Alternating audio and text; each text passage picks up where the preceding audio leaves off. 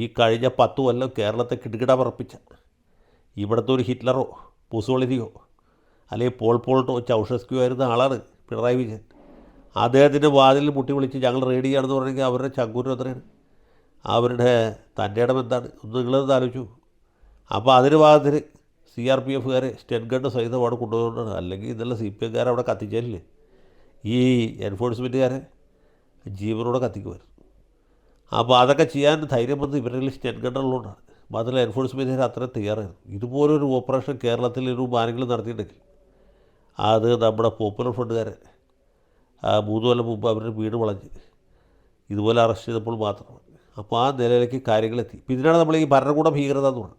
മൂവാറ്റുപുഴ കോതമംഗലം അടുത്ത് ഭരണകൂട ഭീകരത എന്ന് പറയും.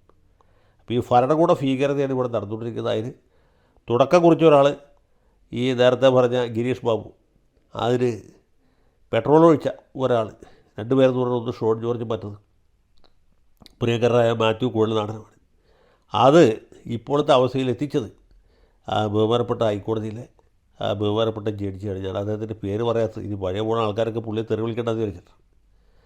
അദ്ദേഹം ഇനി അദ്ദേഹത്തിൻ്റെ സ്വീകരണം ഇത് ഞാൻ പറയുന്നില്ല, അത് പറയുന്നത് ശരിയല്ലോ. പുള്ളിയെ പ്രതീകാത്മകമായിട്ട് നാട് കടത്തുകയോ കോലം കത്തിക്കുകയോ പലതും ചെയ്യാൻ സാധ്യതയുണ്ട്. നമുക്കത് കാത്തിരുന്ന് കാണാം. കൂടുതലായിട്ടൊന്നും പറയുന്നില്ല. ലാൽ സലാം.